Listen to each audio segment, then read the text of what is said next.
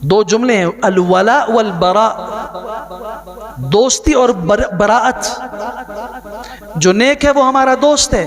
انما ولیکم اللہ ورسولہ والمؤمنون، تمہارے دوست وہ ہونے چاہیے جو اللہ ہے، اس کا پیغمبر ہے، ایمان والے ہیں، یہ تمہارے دوست ہیں۔ اور تو اور اگر تم نے رشتہ ڈھونڈنا ہے تو اس کے اندر بھی دینداری کو تم نے تلاش کرنا ہے۔ تنکح المرأة لأربع، سنن ابی داؤد کی حدیث ہے، نکاح 4 وجوہات سے کیے جاتے ہیں، لمالہا، مال کی وجہ سے، ولجمالہا، خوبصورتی کی وجہ سے، اور ولحسبہا، حسب اور نسب اور خاندان کی وجہ سے، ولدینہا، اور دین کی وجہ سے۔ آپ نے فرمایا فاظفر بذات الدین تربت یداک، تم نے جب رشتہ ڈھونڈنا ہو تو سب سے مقدم اور ترجیح پر جو چیز رکھو، سب سے پہلے جس چیز کو تلاش کرو، وہ مال نہیں ہونا چاہیے، وہ خاندان نہیں ہونا چاہیے۔ کس بنیاد پر آج ہم فخر کر رہے ہیں؟ خاندان پہ فخر کرنے والا مجھے یہ بتائے ابو لہب کہاں پہ ہے؟ یہ رسول اللہ کا چچا نہیں تھا؟ اور حضور سے محبت نہیں کرتا تھا؟ اور حضور کی ولادت کی خبر سنی جس باندی سے، اس باندی کو اس نے آزاد نہیں کیا تھا؟ مکہ والوں کو اس نے خوشی کے اندر مٹھائی تقسیم نہیں کی تھی کہ آج میرے بھائی جو فوت ہو چکا ہے عبداللہ، اس کے ہاں ایک یتیم بچہ میرا مکفول ہوگا، میں اس کی کفالت کروں گا، خوشی ہے آج۔ مگر حضور کی ذات سے تو محبت رہی۔ حضور کے لائے ہوئے دین اور مشن کی مخالفت کرنے والا سب سے پہلا یہی تھا۔ تو تبت یدا ابی لہب وتب کی سورت کا ترجمہ گھر میں جا کے پڑھ لینا۔ میں فلاں خاندان کا اتنا بلند آدمی ہوں، میں نے رشتہ فلاں جگہ سے کیا ہے، میرا تعلق فلاں اونچے خاندان سے ہے۔ حضرت سلمان فارسی رضی اللہ عنہ نے ایک جملے میں حقیقت سمجھا دی، فرمایا تمہیں مبارک ہو بنو تمیم، تم بنو تمیم اپنے قبیلوں پہ فخر کرو، تم بنو عدی اپنے قبیلوں پہ فخر کرو، انا ابن الاسلام، میں اسلام کا بیٹا ہوں، ولا لی سوى الاسلام، اور اسلام کے سوا میرا اور کوئی تعارف نہیں ہے۔ میں اپنے باپ کا تعارف نہیں پیش کرتا، میرا باپ کون تھا۔ آج کہا جاتا ہے سلمان الفارسی، فارس کے رہنے والے سلمان، باپ کا نام کیا ہے؟ مگر رسول اللہ صلی اللہ علیہ وسلم نے فرمایا سلمان منا ومن اہل البیت، سلمان ہم میں سے ہے، یہ ہمارے اہل بیت میں سے ہے۔ حضرت بلال،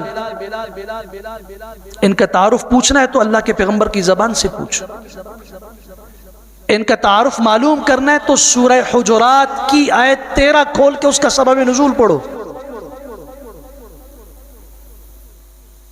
یہ جو آیت آئی ہے کہ دنیا میں جو خاندان ہے، انا خلقناکم، ہم نے تمہیں پیدا کیا اور تمہیں مختلف خاندانوں میں تقسیم کیا، شاخیں بنائی، یہ تو صرف تمہارا تعارف ہے۔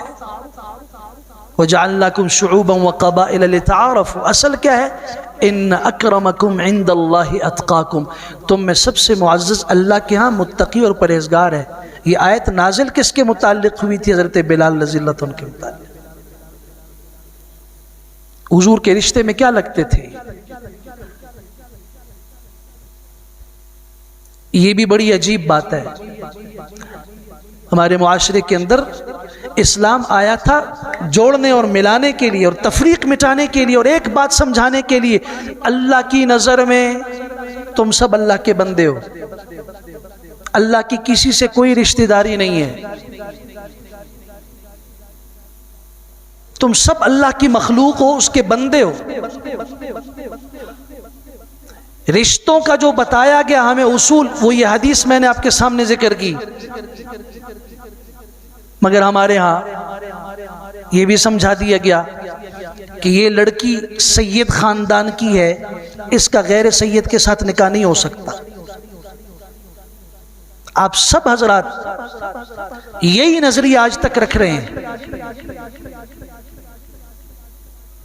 سید لڑکی ہے، غیر سید کے ساتھ اس کا نکاح، ٹھیک ہے، آپ کے دین میں نہیں ہو سکتا ہوگا، ہمارے سامنے جو دین ہے وہ رسول اللہ صلی اللہ علیہ وسلم کا لایا ہوا ہے، اور میں لمبی اس پہ گفتگو نہیں کرتا، ضمنی بات آ گئی، صرف اشارہ کر رہا ہوں کہ رسول اکرم صلی اللہ علیہ وسلم کی سب سے بڑی بیٹی زینب کس کے نکاح میں تھی؟ ابو العاص بن ربیع کے نکاح میں۔ کیا یہ خاندان بنی ہاشم میں سے ہے؟ سیرت کی کتابیں پڑھ لینا جا کے۔ جہالت کا اتنا بڑا پردہ ہمارے اوپر پڑا ہوا ہے کہ ہمیں اپنی دین کی واضح ترین ہمیں سورج نہیں نظر آ رہا۔ پیغمبر علیہ السلام کی 4 بیٹیاں تھیں، سب سے بڑی بیٹی زینب کا نکاح ابو العاص بن ربیع سے ہوا ہے۔ جا کے تاریخ کی کسی کی کتاب کو پڑھ لو، یہ خاندان بنی ہاشم میں سے ہے، یہ سید خاندان میں سے ہے۔ حضور کی دوسری بیٹی ہیں سیدہ رقیہ، حضرت عثمان کے نکاح میں تھی، جا کے ڈھونڈو، حضرت عثمان سید خاندان میں سے ہیں، وہ تو اموی خاندان میں سے، بنو امیہ میں سے ہیں۔ حضور کی تیسری بیٹی ام کلثوم، حضرت عثمان کے نکاح میں جا کے ڈھونڈو۔ ایک حضرت فاطمہ الزہرا، حضور کی لخت جگر، یہ حضرت علی کے نکاح میں سے، وہ خاندان بنی ہاشم بنی عبد المطلب میں سے۔ حضور نے 3 بیٹیاں اپنی سید خاندان کے باہر دی ہیں۔ اب آپ کے ہاں جو بھی نظریہ ہے وہ اپنی جگہ پر ہو، یا تو کہو کہ پیغمبر نے غلط کیا، معاذ اللہ، اور یا پھر کہو کہ ہم کسی اور طرف چل پڑے ہیں، ہمارا کوئی دین اور ہے۔ اسلام نے برابری پیش کی ہے، بندہ ہونے میں برابر ہو۔ اگر اللہ کے ہاں کوئی فرق ہے تو وہ مالداری کی بنیاد پر نہیں ہے، وہ خاندان کی بنیاد پر نہیں ہے، وہ ہے تو تقوی کی بنیاد پر ہے۔ ان اکرمکم عند اللہ اتقاکم۔ اسی لیے حضرت بلال کو دیکھو گے، رسول اکرم صلی اللہ علیہ وسلم نے مؤذن بنایا، بیت اللہ کی چھت پہ کھڑے ہو کے اذان کا حکم دیا۔ آپ کے چچا ہیں ابو لہب، جہنم کی بشارت سنائی۔